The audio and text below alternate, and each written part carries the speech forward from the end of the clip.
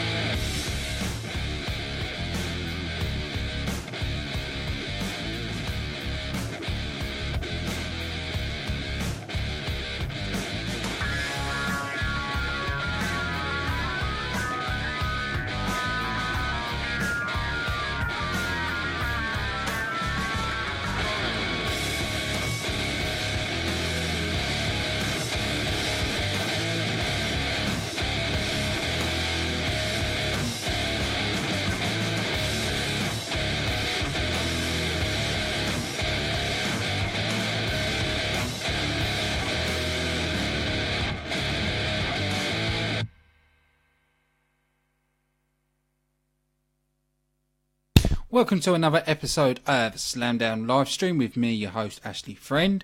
Haven't heard from Charles yet on this show, so hopefully I should get a message soon and then he'll be able to jump into this show. I was a little bit critical of Impact Wrestling last week. I felt last week's show wasn't as good as previous. Still saying it was still a mass improvement compared to the old regime, but it wasn't the best compared to previous shows, where this week felt a lot better. And I sort of compared last week's and this week's show together, and it seems it's the main problem. Well, I won't say the main problem, that's the wrong way to say it, but the main difference between last week's and this week's was the X Division match. Now, I think that's what was missing. I think when last week we didn't have an X Division match, it was more stronger guys going against each other. We didn't have like LAX or Garza Jr. or Laredo Kid. You know, we didn't have any of that on the last show. So I think that's what was missing. And the more I think about it, the more I believe that was what the issue was for me. But no, this week's show, mass improvement. Mass improvement. I was hooked all the way through. I'm looking forward to India, and I'm looking forward to what's coming next. My voice might sound slightly different at the minute because I've got a little bridge down this side and it's come loose. So if you hear a little rattle, it's just that rolling around. But getting back to Impact, like I said, it was a mass improvement. I like the way they kicked off the show as well. The way they had EC3 in the ring, and I don't know what you call them. You know, the three guys that were doing barbershop. That's it. It's a barbershop quartet. I like the way that was done. It felt something a little bit different. You know, it was comedy without going stupid, or over the top. You know, and it suited EC3 doing something like that, a bit of slapstick. And it had me engaged. It really did have me engaged. The whole product in general for Impact is a lot better than what it was. Big time improvements. Not just visually, but I don't want to say all the wrestlers, but the wrestlers that were under the old regime have improved. There are, everybody's upped their game. Now, I don't know if that's because of better creative or better people directing them, but everything seems better. I can't fault Impact on any way. No, I really can't. I had to sit and think, can I fault it? Damn it, I can't. like I said, from the presentation to the wrestlers to everything put together is brilliant. Now, what I'm going to say next might be a bit unpopular with some fans, but I'm sorry, it's the truth. Impact to me is better than what the WWE is churning out. It's old school booking, it's matches with a purpose, it's angles, it's storylines, and good storytelling. You know, what WWE is weak at, Impact's making sure it's doing it, and doing it 10 times better. And you can tell. You know, I've said to people, watch an episode of Raw, watch an episode of Impact. You can see the vast differences. I still can't understand why there's so much hate for Impact. I really can't.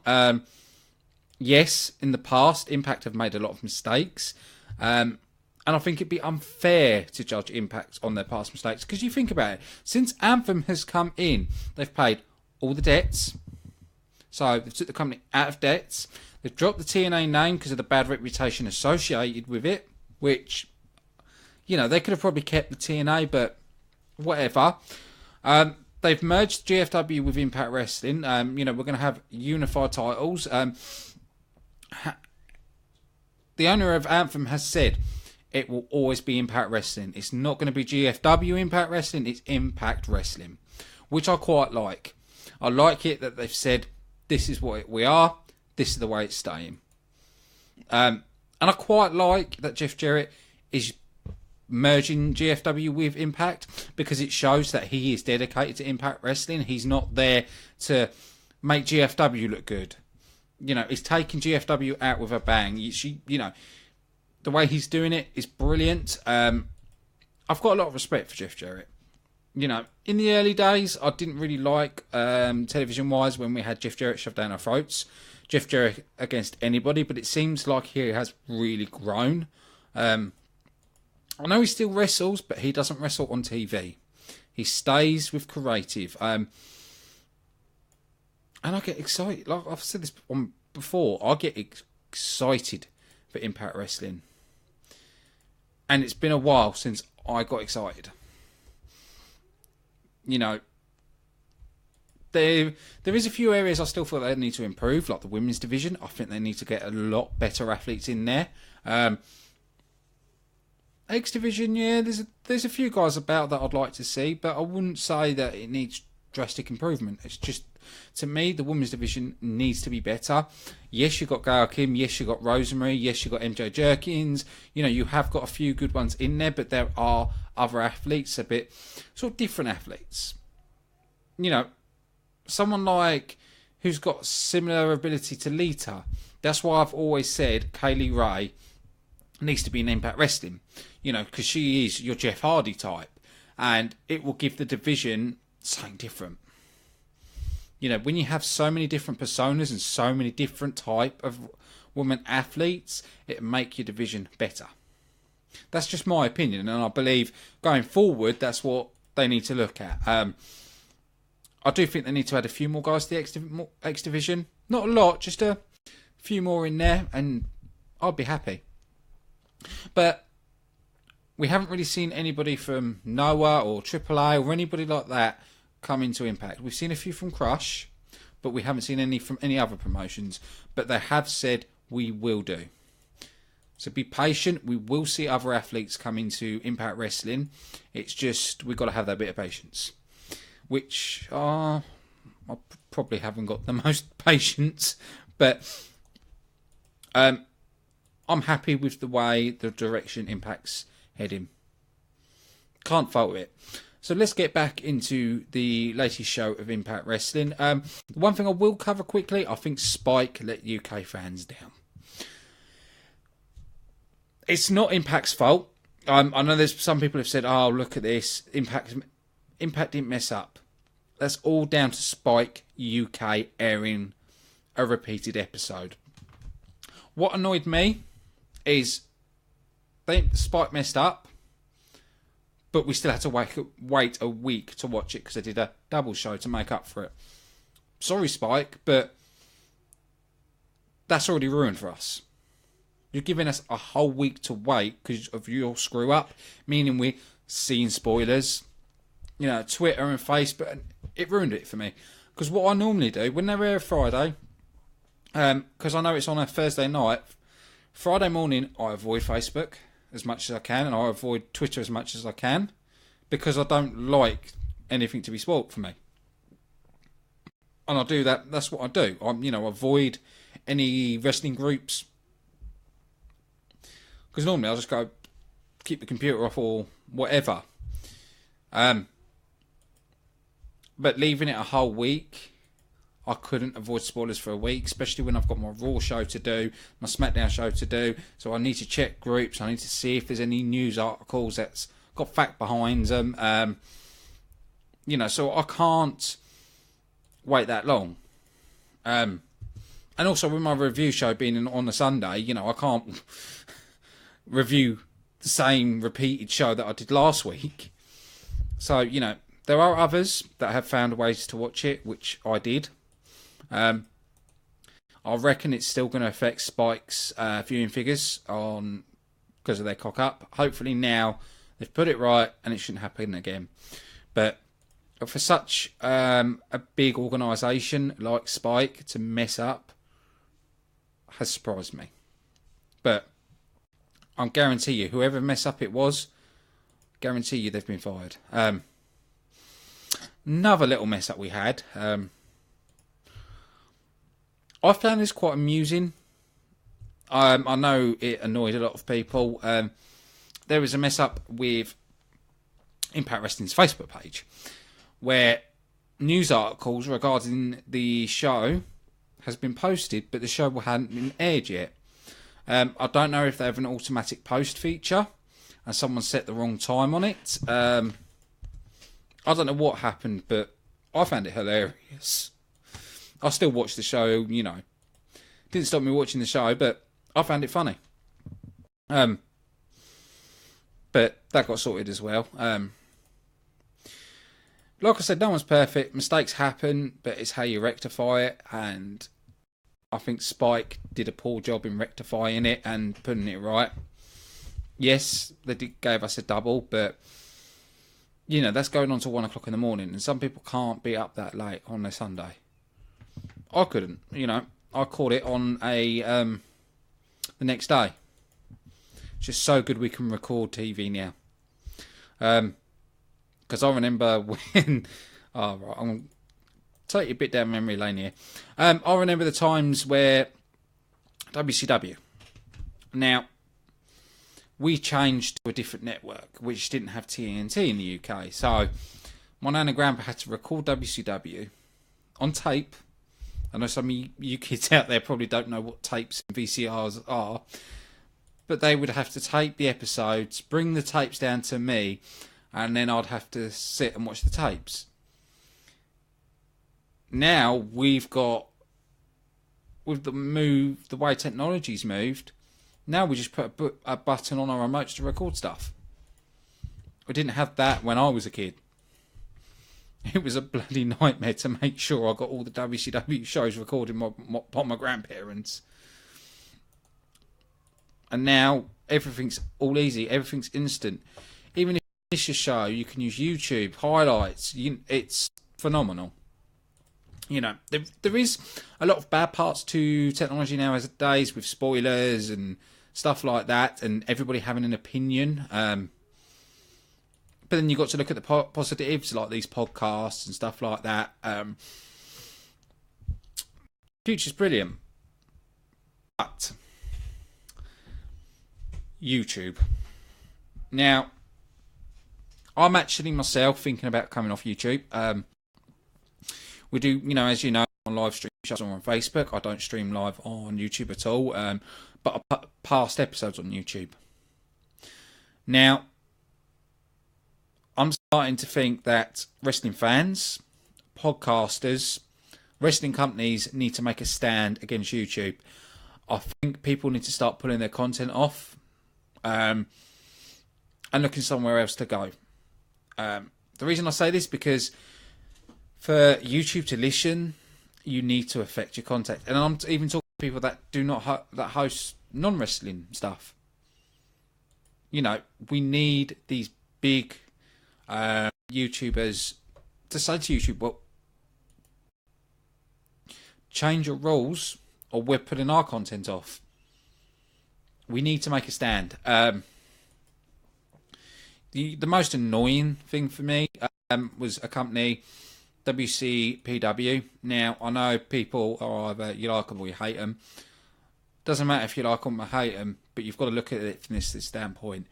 YouTube is their moneymaker. That's how much they can churn out so much content. And they do churn out a lot of content on YouTube for the fans. They really do. They did a live episode stream on YouTube called Fight Back, which was in protest of YouTube, in protest of the new rules. You know, the back bit had like the YouTube thing round it. And that was done purposely. I thought, brilliant. What a way to hit back. Next thing you know, they get a strike for their content by YouTube. It's ridiculous. But WWE content is fine. WWE content doesn't have a problem. YouTube don't do any touch the WWE. But they're affecting everybody else. Now this is the main reason why I'm looking at taking all my videos off YouTube and going on to somewhere else, because it's getting ridiculous. You know, you have so many, because they've done this to wrestling, are they going to take MMA stuff off their YouTube list? Are they going to take NFL? Sorry, that looks a bit violent to me. So is all sports that's got any little bit of violence, is that coming off YouTube then? Now, the reason this really pisses me off, it feels like the world wants to be PC. Politically correct. PG. You know, always a little bit of violence, get it off the computers, we don't want it on YouTube. It's ridiculous. We're bloody adults. I know advertisers are not happy because of the whole P or whatever his bloody name incident. But it doesn't mean you need to come down so heavy and affect people that love wrestling. And it's not just going to affect them. It's going to affect a lot of video gamers. It's going to affect a lot of their stuff as well. It's ridiculous. Absolutely ridiculous. What happened to freedom of speech, talking about what you love, or a wrestling show showing a performance art? I know some people don't like that terminology, but I'm using this to make a point. Cage fighting is real violence. They are hurting each other. You know, wrestling is a performance art. It's an athletic art form. Injuries happen. People can get hurt. And, you know, look at Droz, for God's sake. He's in a wheelchair for the rest of his life. But he was passionate about the business. Now, because of the move of YouTube, everybody's been affected. You know, I'll be honest, I don't make money from this. I don't have monetizer on. I'm not interested in making money out of people that watch my stuff. I can understand why people do, because they want to make a living from it, and if they make a living from it, they can put all their time into it. So I get that, I respect that. I don't get money for this. You know, my motto is, for the fans, by the fans. You know, my website, that's all me. I have Charlie who does articles on there, and I'm looking for others to do articles, but no one gets paid for doing this. We do this because we're passionate about wrestling, and, you know, there are podcasts that are very biased to certain wrestling companies and things like this, where this is for the fans, by the fans, just honest and truthful. You know, I'm critical about any wrestling product that I disagree with, but I won't just sit here and just go, oh, this is not right. You know, I will give my true opinion on something, And this is what it is. It's my opinion. But I also love hearing from you, the fans, like in the comments. I love it. And this is what this show is about. So I am in consideration of moving my content off YouTube. If I do take my content off YouTube, it will move to somewhere else. I don't know where. I will be looking at other things. I've already signed the petition, but I don't need. Everybody needs wrestling fans to help. You know, sign the petition. Make a stand. Because we are going to lose a lot of independent companies that need the monetization to make money from their videos, to pay their wrestlers, to pay their I'm trying to think the best word to describe it, play their arenas and everything else. You know, running a wrestling company ain't cheap. You know, I know the sort of certain figures for what an indie company has to spend, because I was considering starting my own company, and then I talked to a lot of wrestlers, and this is from big name stars to stars that are not known, that, and you'll be shocked at the numbers, because sometimes some wrestlers you have to pay for their travel. Then you have to pay for them in the ring, and if they do signings, you have to pay. That, you know, it's not cheap. You know, you can't just do one wrestling show and think you make money. You know, independents, they rely on fans, merchandise sales, and some rely on YouTube. And some do DVDs and rely on DVDs as well. This is why a lot of indie want supports from their fans so they can last. Because if an indie promotion doesn't make money, it will fold. You know, I used to have a company around here that hasn't been on for years. They even had Joseph Connors actually at one of their shows, but hasn't been on for a long time because they weren't making money. He was losing money every show. And the shows were brilliant. You know, I sat there front row watching, and I was in awe. And he even had a busy audience. You know, it was hardly any empty seats. And he was still struggling to make money. YouTube is important to a lot of wrestling companies. I know I've talked about this before, but I've had to bring it up, especially over what happened with What Culture Pro Wrestling, with what YouTube's done. So, you know, I applaud everybody. If you're a wrestling fan, support wrestling communities, support podcasts, support indie products. I'm sorry, I'm going to have to nick a phrase from the Taz show. If you're at a wrestling show, buy a hat. Sorry, I had to nick it. But it's mine. Let's just forget WWE, forget Impact Wrestling in a minute. Indie promotions survive because of us. We keep them going. Even to a point with Impact Wrestling, we keep Impact Wrestling going. And I know a lot of people are going to say, oh, they don't have big numbers here in America. They have big numbers in India, they have big numbers in the UK, and all over the globe, and that's what's kept Impact going. If you do your research on it, if it wasn't for their out of US market, Impact would have gone down. And, you know, with the new boys, I know they're old ones, but I want to just call them the new boys for the minute.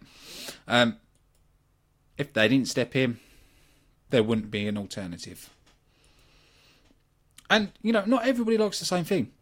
Some people like WWE, some people like Impact Wrestling, some people like indie, some people don't like indie.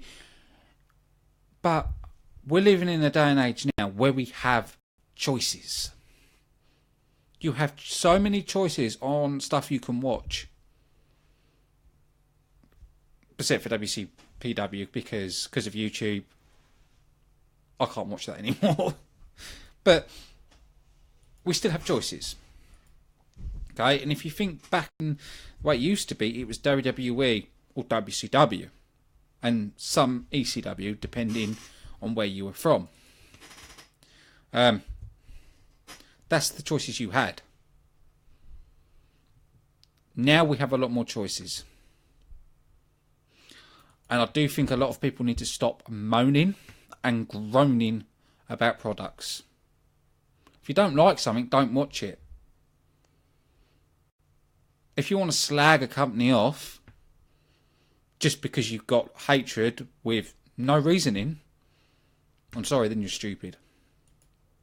When I talk about bad things about WWE, I point out what the bad things are. I say what I don't like. I explain it. The comments that annoy me, especially when it's regarding Impact Wrestling, they'll go out of business in a few weeks. Okay, explain your comment. Why will Impact go out of business? And they don't. It's like, explain to me why you're saying this. And they don't. Or they come back with a, because Impact's rubbish. And then when you question someone, have you watched it recently? No, because it's rubbish. So you haven't seen the new direction, the new product, everything that's changing. No. Then how can you have an opinion? And a lot of people, and I'm not meaning this to slag off people, so please don't get this twisted, but a lot of people read dirt sheets, or I'm just going to call it what it is, fake news. They read fake news and they go, yeah, that's what's happening, that's the truth. TNA's going out of business. TNA's shutting down. There's going to be no pay-per-view. And what's happened every time? It's kept on going. Yes, TNA might have got close to going out of business, but they've always found a way to survive. I know some people are not going to like the product. That's fair enough. I haven't got a problem with you. I've got a problem with the people that think that everything shines out their arse and they know everything about Impact Wrestling and they think they can tell everybody everything and they're always right. Arrogant people. Hate them. Now, if someone's watching this and doesn't like Impact Wrestling, please comment. But don't just put I dislike Impact Wrestling. If you're going to put a comment like I dislike Impact Wrestling, put it in. I dislike Impact Wrestling because. Put your reasoning in. And if it's a reason, like if you put a reason, because I don't pay the talent. Okay, that was under Dixie Carter, the new owners now. Try again. Sorry, sentence crap. Okay, that was under Dixie Carter. And if I go, no, I've seen a new show. Okay, what bit didn't you like? Why didn't you like it? Why? We need to be... Some fans need to start being more intelligent with their comments. You know, yes, I'm very critical on WWE at the moment. And I've explained why. You know, I've watched a lot of wrestling. You know, I'm going back 1996. I'm going back. I think it was 96. Might be 96 or 95. I'm not sure. I watched wrestling young. You know, and my opinions are of what I've seen in the past, what I see now. And I understand wrestling has changed. Fair enough. I ain't got a problem with it. Just got a problem with, like I've just said, with certain people's comments and the way they go about it. That's my problem.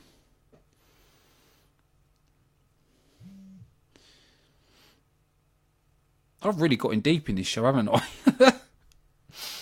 But that's my problem with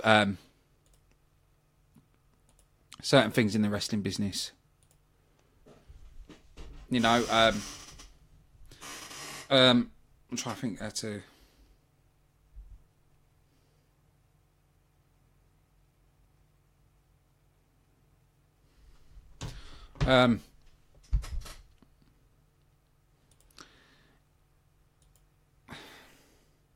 So, if you're going to complain about a company, be smart about it.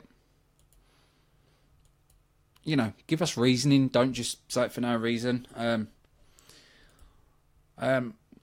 I've gone so many directions already in this show, haven't I? I first started talking about YouTube, then I've started talking about fans.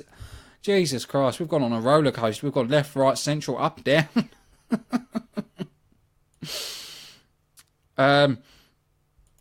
And it was meant to be me reviewing Impact. So,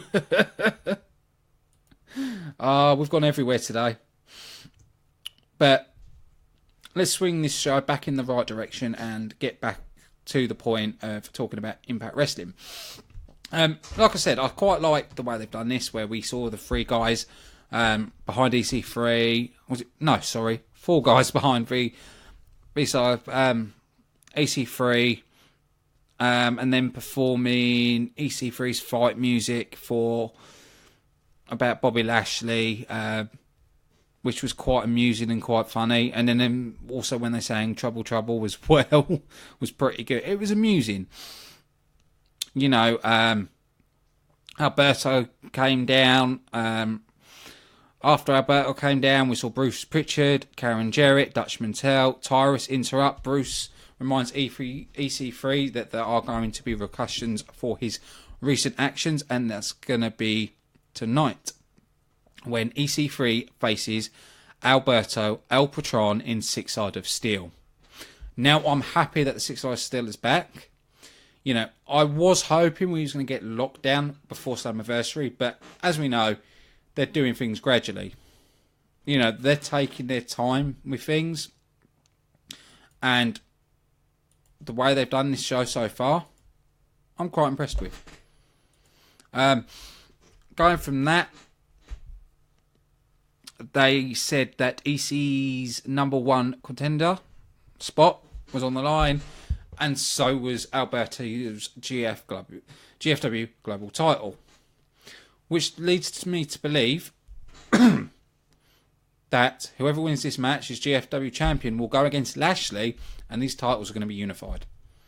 You know, Ed Norton has said it, that they're going to be unified, and now we know it's happening. After that, we saw Moose taking on Eli Drake with Chris Adonis at ringside. We saw the new judges, which were Bruce Pritchard, Dutch Mantell, and Scott D'Amore. I quite like seeing Scott D'Amore back. I'm happy he's not doing Team Canada. I'm happy that stupid crap hasn't come back. And we haven't seen any on the pole matches yet. So we know Vince Russo's not right for us, like he ripped for Raw. I said that, didn't I, about Vince? Well, anyway. We saw Moose go on the attack early, but Eli Drake in this match looked really good and quickly kept on Moose and won the first round. Then we saw Moose come back in the second round, and the third round was a bit more tricky, because even I sat back and I was like, I couldn't judge it. I thought Eli Drake was that good, but I think this is also going to lead to a Slammiversary with Eli Drake taking on Moose in a normal match with no judging. I think they are going to drop the judges at some point. I just don't like the concept of him. But Moose managed to win. Keeps hold of the title. What was quite interesting is if it didn't come to the end of the time, Eli Drake would have won on pinfall. So I'm like I said, I'm just hoping it goes soon. But it was a good, solid match. Backstage, we saw Rosemary telling Ali that the world will protect her. After this, we saw Ali with Braxton Sutter taking on Amber Nova. Now, people that doesn't know, quite a while ago, I had an interview with Amber Nova for Slamdown. It was, I ripped the basic questions, Charlie improved on the questions, added more to it, and then we sent that over to her, which she answered every question and gave us some images to use on the website. Well, we learnt quite a lot about her. I'm just going to go quickly load up that interview and cover a few things about her. I was quite impressed with her in-ring. I did put a tweet out actually stating that Impact should sign her because she was different. She was athletic. She was did actually remind me a little bit of Lita. A lot of potential as well. I like the gimmick. Even Josh, one of the announcers, kept saying about she's from the garage, which we all know is reference to. Well, I know it's reference to because her last name's Nova and because of her passion of cars. She did say that the atmosphere, Impact Wrestling locker room, was pleasant, professional, and everybody was very kind and helpful to her, which is nice to hear. It's nice that she, when she felt welcome there, they helped her, and she's trained by quite good stars because she was trained by the Team Vision Dojo, and I Believe in Wrestling School for 2 years. She was trained by Aaron Epic. I can never pronounce this guy's name. He's one of the cruiserweights in the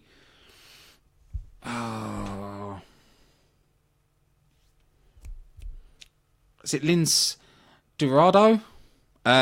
Also Scott Hall, Larry Labisco, and had great seminars with Marty Jannetty, one of the nights. So she's been taught by really good people and very professional wrestlers. So that something's good is going to come from her. And she's, what was it, 2 years been trained, or been in the business, or anyway, she's only been there 2 years, and she's already making a debut on Impact Wrestling. This girl has got a lot of potential. Yes, I know she lost against Ali, but I enjoyed this match. I wanted to see more from Amber Nova. I want to see another match. So I'm really hoping that Impact Wrestling sees that people want to see her again and brings her back. I think they'd be silly not to. But Ali managed to get the win in the end with a Death Valley driver to win. I'm going to say it. Amber Nova's looked brilliant to start off the match. And I was actually cheating. I like Ali. I'm not too keen on it, but, cherry bomb on the indies, she was brilliant. But I wanted Amber Nova to win. I really did. That's how invested I was. The only thing to me is when she was backstage on camera, when she cut the promo, she kept looking to the side, then looking back at the camera. But don't forget, that's her first television appearance. Just look what happened when... what's their name? It's going to bug me now. Reno Scum. Look at when Reno Scum had their first debut. Their match was brilliant. Camera, they messed up a little bit. But with Amber, it was her first appearance on camera. She did well. She really, really, really did well. She's got a lot of potential, and I really hope Impact sign her. I really do, because if Impact don't sign her, I can see her turning up at some point, either in NXT or in this women's tournament. I could see that happening. We saw Jeremy Borash and Joseph Parks arriving at the Impact Zone in a golf cart. And then we saw LAX with Conan, Homicide, Diamante at ringside, taking on Veterans of War, Wilcox and Mayweather in a no DQ match for the GFW Tag Team Championship. Now, I love LAX, and I like the way they're using the numbers, because they are the biggest group on that roster. They're using it to their advantage, especially being a no DQ. You know, especially when they kept going for Mayweather's leg, and Conan hit him with that metal pole outside the ring on the back of the leg. Everything was done brilliantly, and I was really, really impressed. But with LAX holding both titles, does this mean that these are going to be unified early? We're just going to have to wait and see. But I was impressed with that match. Another match I was impressed with was Loki versus Andrew Everett. I thought this was a good, solid X Division match. You know, they had Sanjay Dutt on commentary, who has his eye patch on. These two it was a close match. You know, Everett hit that shooting star press. Loki got his knees up and capitalised from there. Sorry. Hang on. No, he hit the shooting star press for a near fall. Then Andrew attempted the 450 splash off the top rope. Sorry, I got myself confused. And that's when Loki got his knees up. And then Loki connected with the Warriors Way, double foot stomp to the back of Everett and won the match. It was a brilliant match. So much action. This is the X Division the way it should always be. You know, the X Division is back what it used to be. To me, the company feels like how it used to be back from... Well, I'm going to say from Spike. I've watched Impact when they first started and they had back at the Asylum. But let's say from 2005 to 2009, when Impact was strong. You know, Impact has got better and better and better, and it's continuing in that trend. We also, after that match, we saw Rockstar Spud making his return. Attacked on Swoggle, or for some people that may know him as Hornswoggle, because Swoggle attacked Rockstar Spud a few weeks ago and beat Rockstar Spud down with a hammer. So Rockstar Spud got his revenge, beating down on Swoggle with a hammer. Security managed to get Rockstar Spud away after the damage was done, and you could see right near the eye socket the blood pouring. It looked like a brutal beatdown, and it was done brilliantly. After that, we had our main event, which was Alberto Albatron taking on EC3 in the 6 Sides of Steel for the GFW Global Championship. And the winner will face Lashley at Slammiversary. Now, this was a good match. It was close. You know, we saw EC3 driving Albatron's head into the steel. And then we saw Albatron come back with a tilt-a-world backbreaker. You know, the match was just non-stop.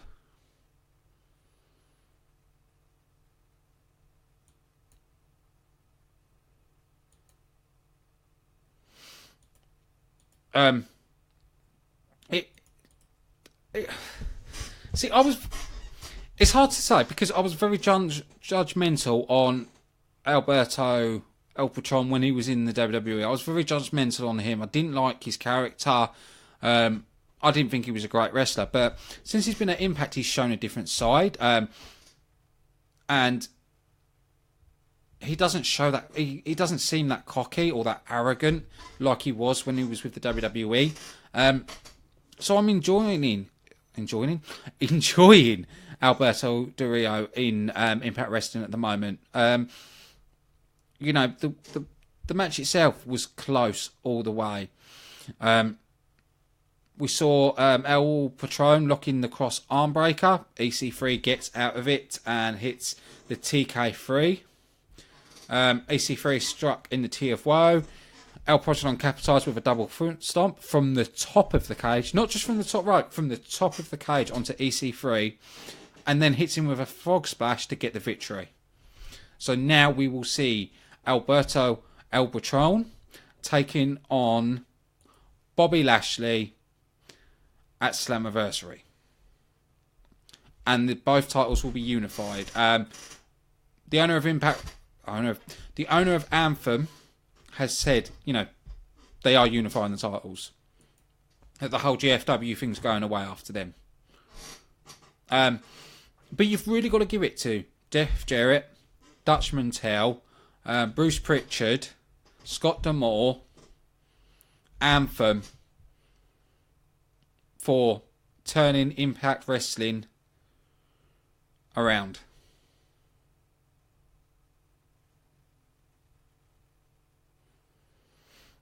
It was so impressive. Really is. You know, I still hold hope that the WWE will turn around and change and be back to the product it should be. I'm always going to carry hope. You know, I've been WWE fan for a long time. But I'm going to be honest, and I'm going to say it. The whole Jinder Mahal being champion, that was totally done because of Impact Wrestling. That was done because WWE knows India is Impact Wrestling's highest viewings. And also, remember this. Impact Wrestling has a better following in India than in WWE, in the UK than in WWE. You know, especially in the UK, Impact Wrestling has 20,000 more views than what WWE has. Fact. It's proved. Look it up. So Jinder becoming champion when Impact's having tapings done in India. But it's what WWE's always done. You know, if you go back and look at the Wyatt Compound match with New Day, that was a replica of Final Deletion. It's sad. You know, even one of a talent that's left the WWE said, you know, even John Cena and all the guys were watching Final Deletion and thought it was brilliant. So, you know, the WWE does watch Impact Wrestling. And the future for Impact Wrestling is brilliant, and I'm looking forward to the future and what more is going to come. I'm looking forward to the Indian tapings. I do know one thing, but I'm not going to say it because I don't want to spoil it for anybody, but that's all I know. I've been trying to stay away from spoilers, but one site decided to put an image up and I saw it and I'm like, oh, God, I know now. But no, it was good. One thing that is going to be good this week is Extreme Rules.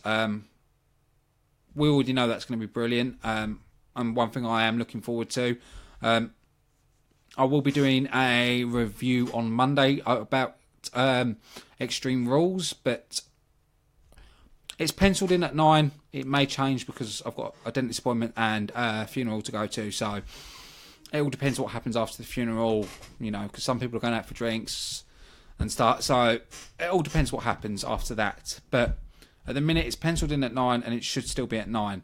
But I want to say thank you to everybody that's watching. So Monday is the Extreme Rules. Tuesday's Raw review. Wednesday is SmackDown review. All at 9 p.m. GMT. So a big thank you for everybody watching. I've been your host, Ashley Friend, and I'll see you again tomorrow.